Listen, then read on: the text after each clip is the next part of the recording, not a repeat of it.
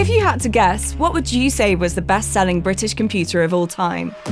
Not a lot of companies make computers in the UK anymore, so maybe you'd go back a few years. Maybe this Amstrad. It sold more than 2 million units back in the 1980s. Or maybe the BBC Micro. Despite being in schools across the country, it only sold 1.5 million. Its cheaper cousin, the Acorn Electron, even fewer, 250,000 units. Surely the ZX Spectrum then? 2 million of those were sold. No. The best-selling UK computer of all time is also one of the smallest, the Raspberry Pi. Since its launch in 2011, this computer the size of a credit card has been a huge commercial success, selling over 30 million units. It's an incredible UK engineering feat that's now used by hobbyists, scientists, and industry. And it's a radically different form factor compared to its 1980s ancestors, with a Raspberry Pi Zero selling at $5 a piece. But the team behind this tiny device had another aim. They wanted it to demystify computing. They thought the Raspberry Pi could open the route for kids into computer science. So why has achieving its social aims proved so difficult? My name's Eben Upton, and I'm the Chief Executive of Raspberry Pi Limited. I still think of myself as an engineer, but right now it's kind of wrangling this business that's become a lot bigger than we ever imagined it would be. Can I describe Eben? He's sort of always on. He's extremely driven. Have we scrubbed the lab for... Let's have a quick look. Test head, that's not secret. I don't think we got anything secret. He doesn't really sit down and relax very much. If he's not working, he's working on something that's not working. And my name's Liz Upton. I'm one of the founders of Raspberry Pi, and I run marketing and communications here. I have done since day one. We make computers. We're a computer company. We make little credit card-sized computers, originally intended for education, but now really finding a lot of use elsewhere. It's this weird-looking little thing that looks like you've got it outside the middle of a telephone or something. It's got bristling with GPIO pins and flashing lights, and we really shy away from selling them in boxes as much as we can because we want people to look at that and understand that that's what a computer is, and it's actually very, very easy to get into. So the story of the Pi began as an educational tech product, looking to teach young people what a computer was and how to program it, very much in the model of the BBC Micro from the 1980s, which is why they went to see this man. My office would have been up on the 4th floor up there, in the sort of economics and business unit at the BBC, and in 2011 I had a couple of visitors. Well, we talked to the BBC a lot about the possibility of calling Raspberry Pi a BBC microcomputer, and we were repeatedly rebuffed.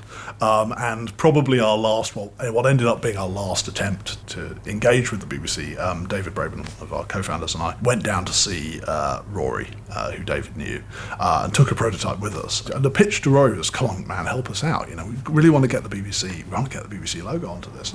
He pitched up at my office here at BBC Television Centre to show me a prototype of this little device. So I thought this was great, but there was no way I was going to get it on the telly as a big BBC story. So I got my phone out and shot a little video with David Braben explaining the device, put it on YouTube.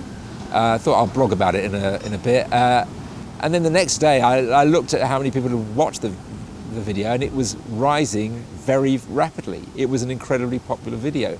I remember sitting pressing F5 and watching that YouTube views counter go up, and my head was getting bigger and bigger and bigger, and I was super excited. And then coming home and sitting opposite Liz, it got up to 600,000 on the second day, sat opposite Liz at dinner, and we realised we'd promised 600,000 people that we'd build them a $25 computer, and that we really at that point had no idea how we were going to do it. Not even any idea of how we would build one of them for $25, let alone how we might build 600,000 units. It was sort of shocking. We knew we had something really, really interesting. I don't think that it really crystallised just how interesting it was until that very, very first day when the units went on sale.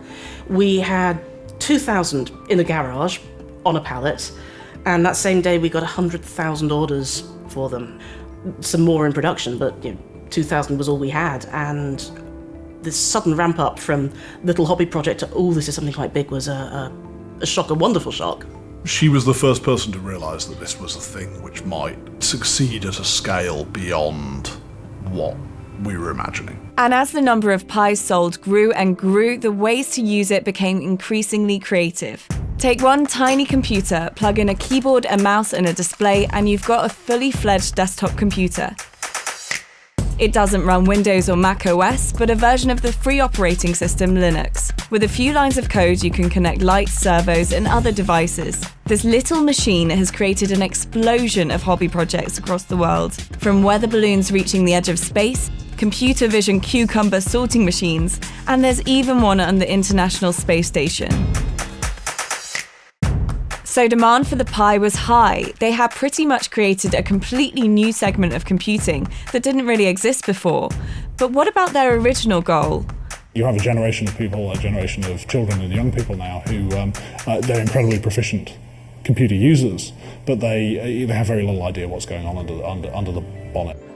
The history of educational technology is littered with failed ideas. In 2005, Nicholas Negroponte believed his one laptop per child project would change the world by providing a computer for school children that cost $100, an unimaginably low price back then. Did this obsolete computer serve as a warning to the Raspberry Pi?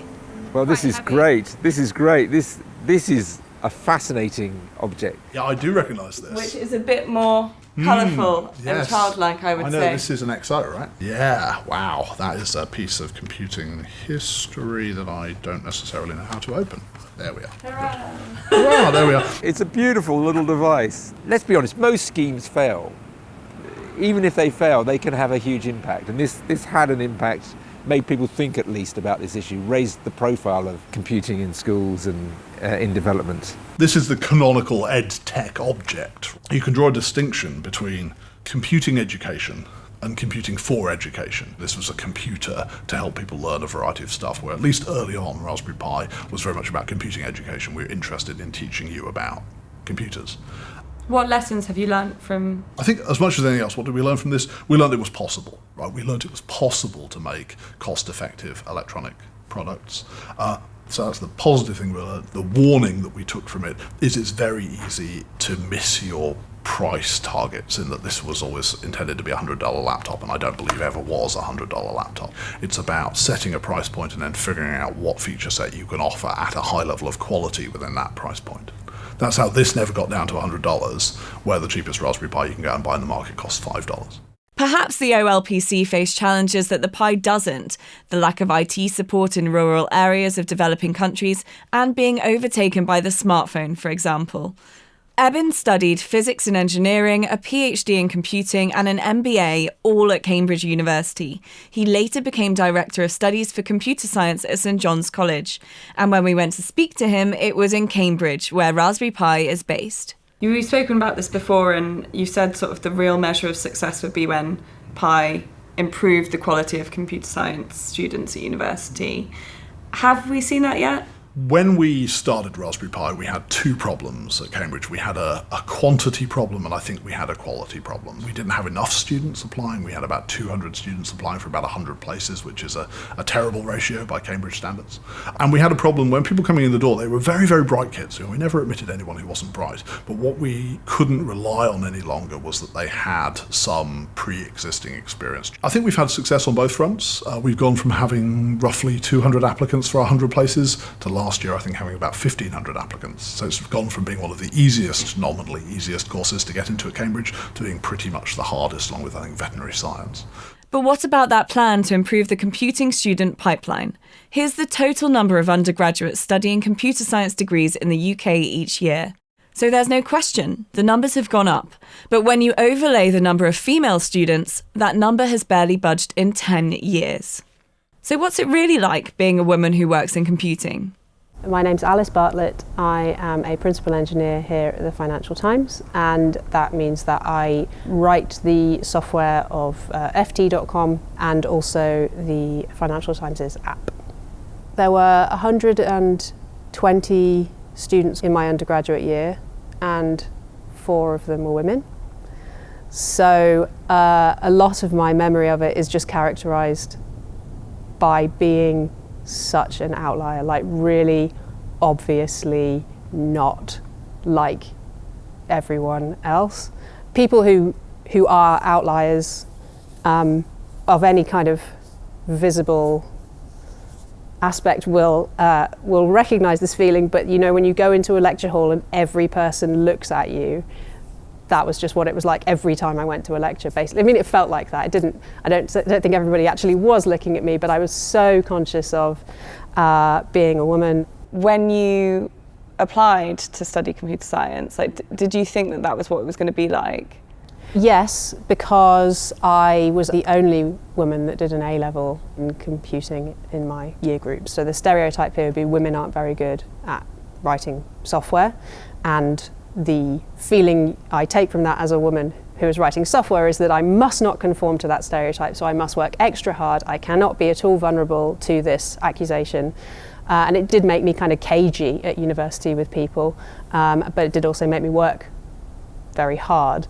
It's so flatly stupid, the idea that women aren't good at writing code, but to give you a quote that I can remember, women aren't very good at writing code because they like talking too much. So, Wow. and like, I mean, I'm a woman who likes talking, but also, you know, it's really, it's just, it is just kind of, it's very strange. I mean, I've spoken to PR agencies and things which have said, oh, well, you know, you need to make it in pink. You need to make projects about dresses and about knitting. And it's such nonsense. It's arrant nonsense to suggest that these are things which are specially interesting for girls to do. They're not. You just need to make it so it's not weird. Women used to write code in the 1950s. It was considered a sort of extension of secretarial work.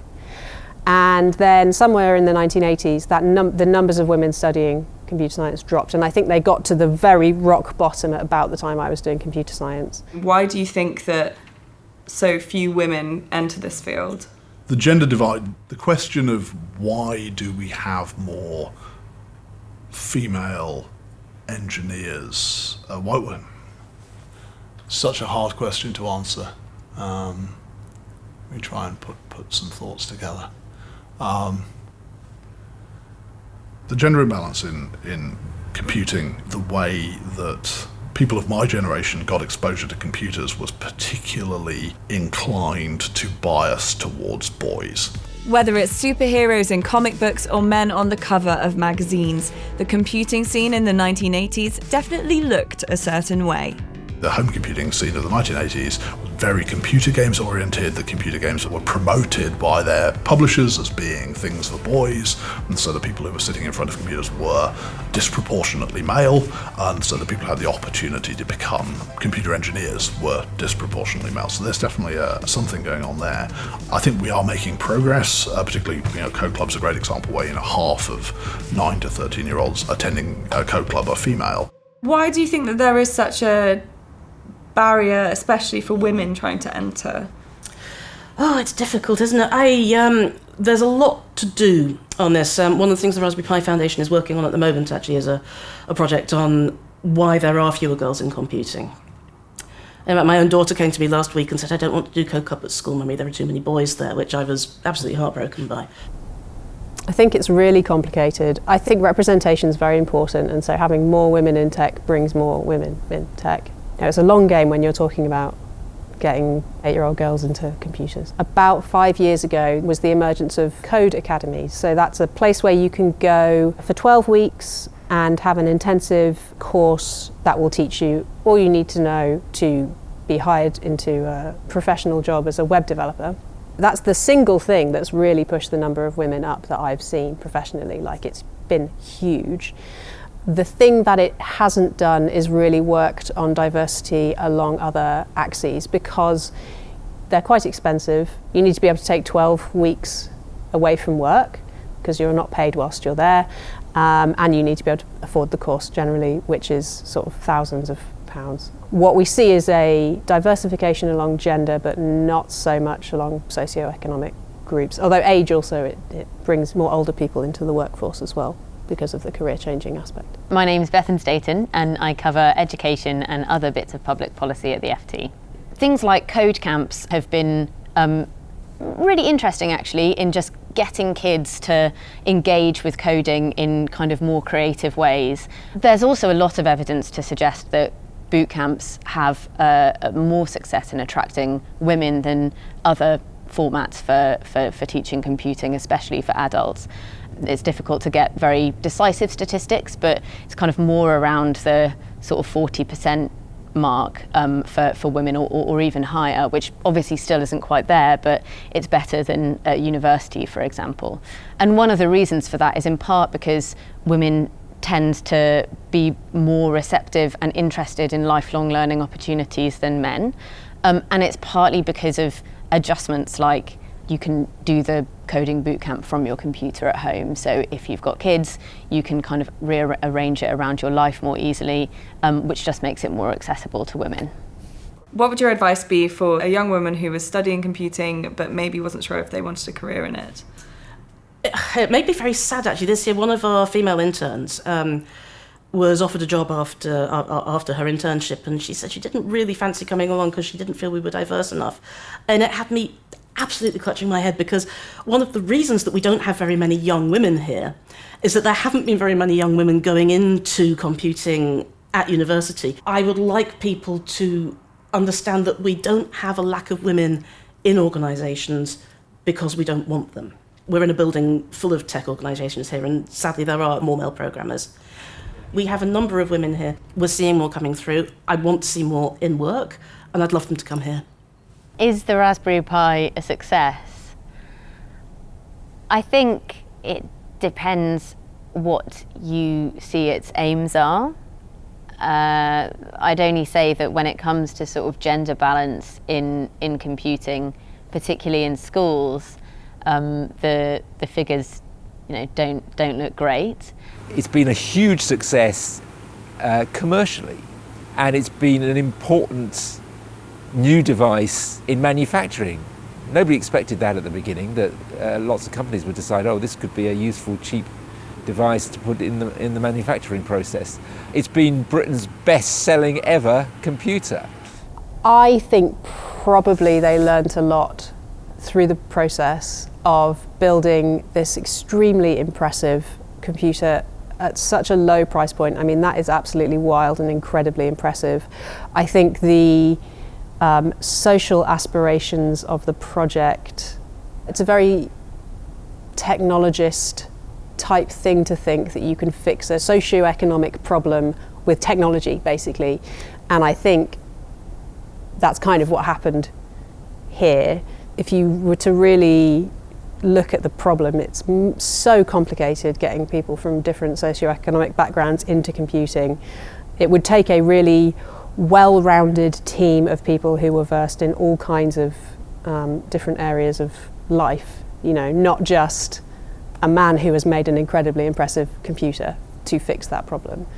So I think if you were to truly, really wanted to set out on that journey, it would need both the Raspberry Pi team as it stands, but also people who work in like social work and people who, all of the other stuff, because it's so much more complicated than just there isn't a cheap enough computer. It is an impossible task for Raspberry Pi alone to change the fabric of who studies and works in computing. But what its products have done is ignite interest in children and adults alike to create their own inventions through computer programming. Beyond the hobbyist community, the Pi has stayed loyal to UK manufacturing while making sure its products stay affordable and accessible to both consumers and businesses.